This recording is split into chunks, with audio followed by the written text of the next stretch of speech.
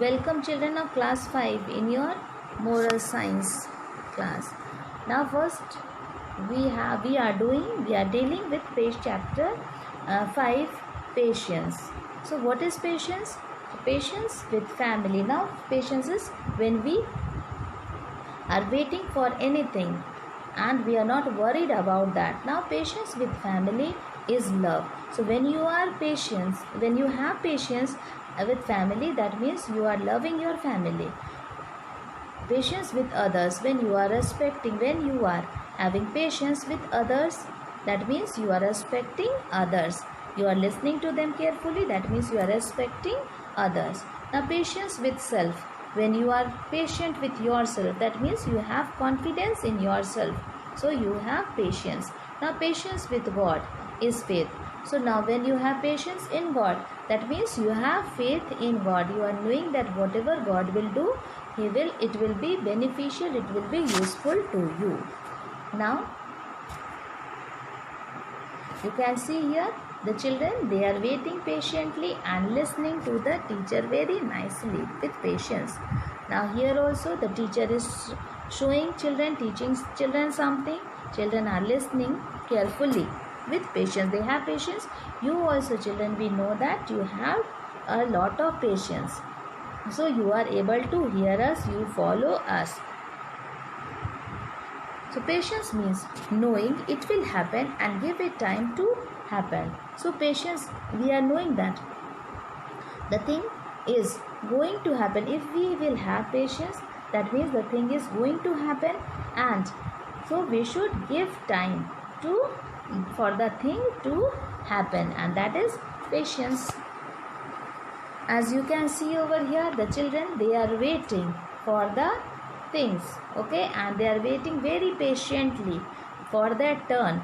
They are going to take something from the shop and they are waiting for their turn very patiently, and they know that they are going to get good thing from there. So we will do this reflection. Grief and sorrow do not come to us by chance. They are sent to us by the divine mercy for our perfecting. So we know that grief and sorrow, they are not coming to us by chance, okay, and they are sent to us by the divine mercy for our own perfecting. So let us understand first what is grief. So grief is the normal and natural response we experience when we lose someone or something that has had meaning in our life. So when we have grief, then what happens? If we have lost something, when we have lost something, when we have lost someone, and that person, he was very meaningful in our life, that person was very important, or the thing was very important in our life, then we feel very sad for that, okay. At that time we don't want to do anything. It is what we think and feel on the inside, what we are thinking, what we are feeling. It is numbness. We want to be quiet, we are sad, we have anger inside, we are feeling sorry, we are guilt, relief, we want to be relief, and etc., all rolled up into one. So all the things, they are coming into one, packed into one, and that is our grief. Now grief never ends, but it changes. It's a passage, not a place to stay. Grief is not a sign of weakness nor a lack of faith. It is the price of love. So we should consider that grief, what happens?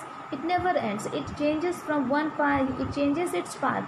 From one path he goes to the other way, and it does not stay at one place. Grief is not a sign, so we should not think it as a sign of weakness. Okay, we should consider it as our strength. When we will pass through the grief, when we are going to pass through the grief, that means we will become strong, okay, nor a lack of faith. We should not lose faith over there, and it is the price of love.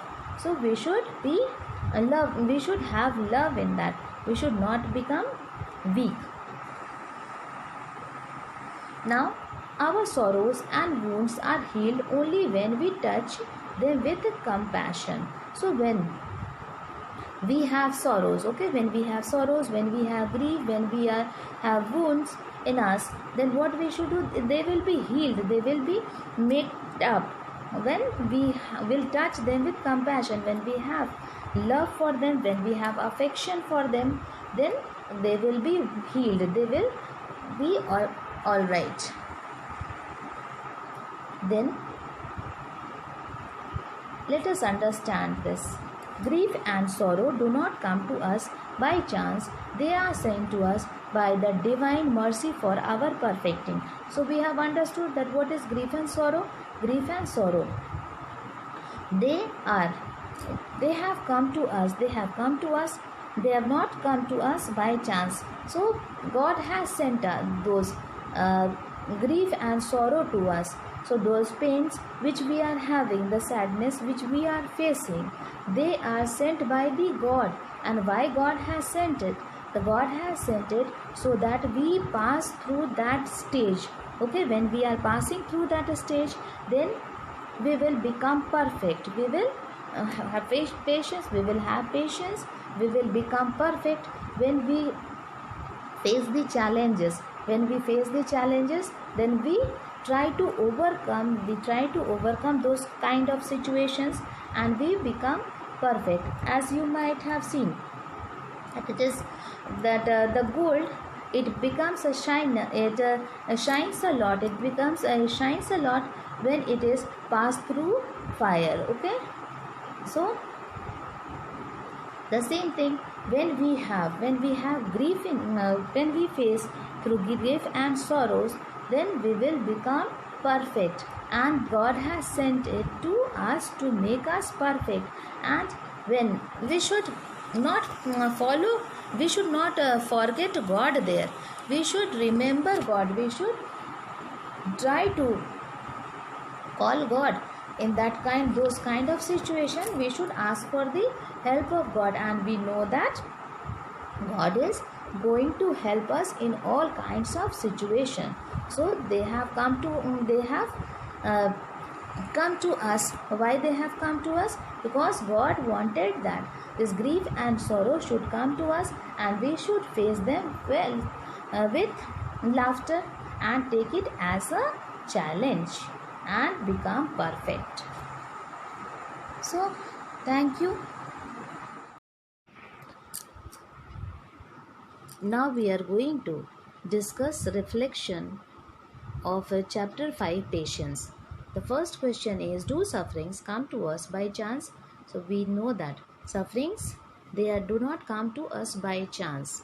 They are sent by the divine mercy for our perfecting, so that we become perfect. We have read that grief and sorrows, they do not come to us by chance. They are sent by the divine mercy, and divine mercy is divine mercy is God. So God sends us so that we can become perfect.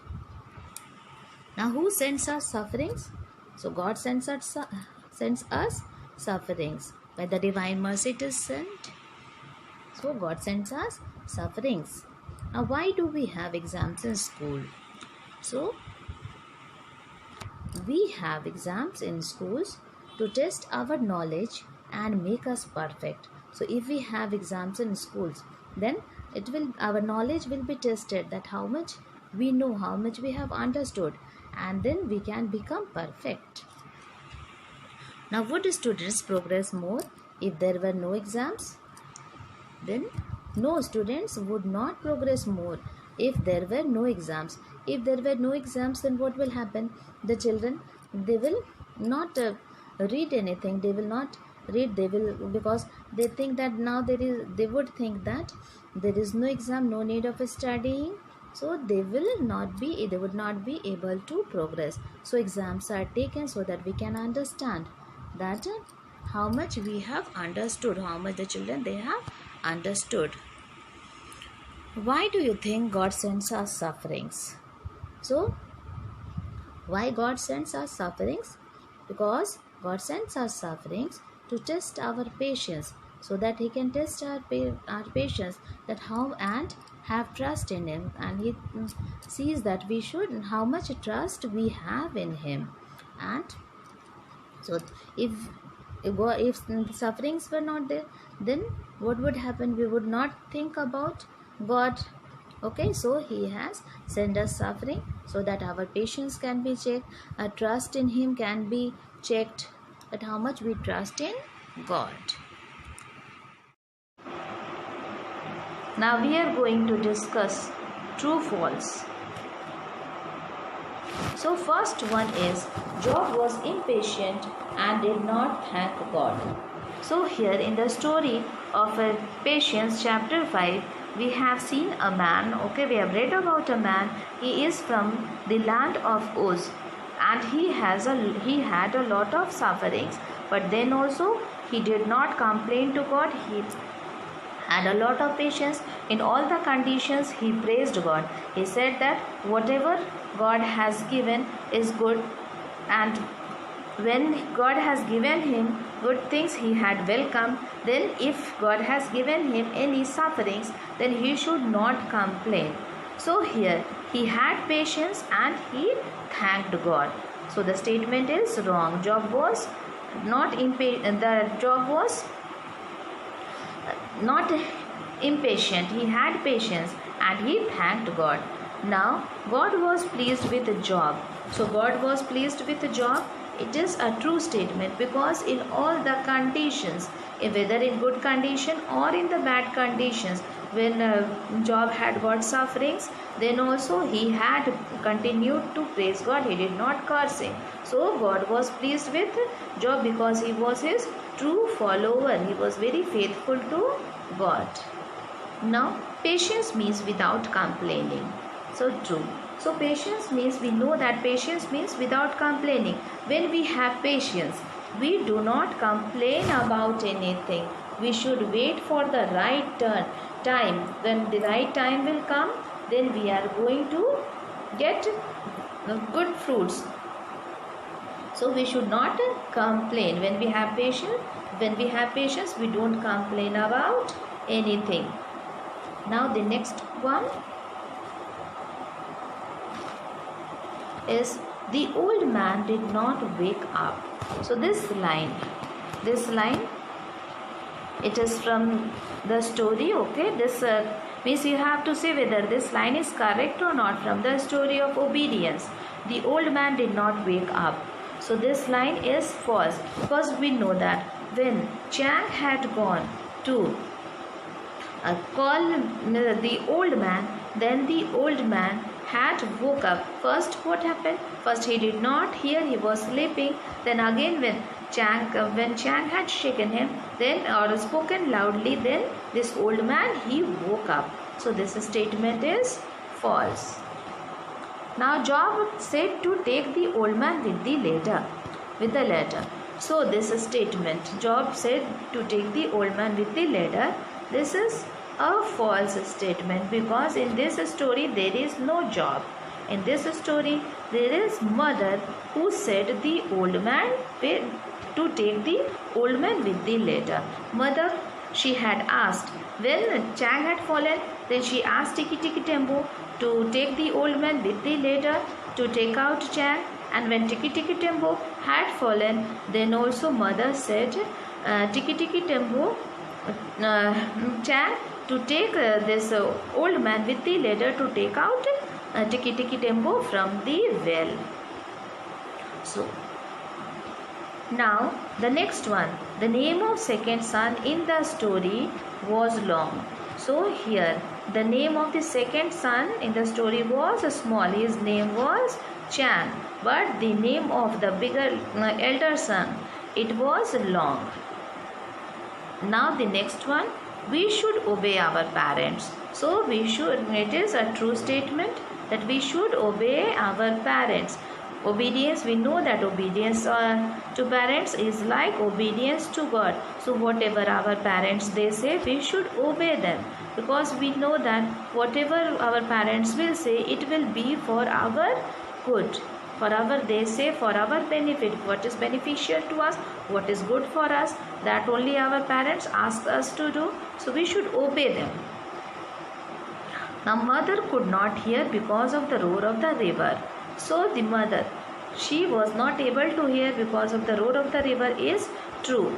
So when mother was washing clothes at that time, when the son went to say to call the mother, then that time she did not hear because there was the sound of the river. So this is a true statement after what she had heard.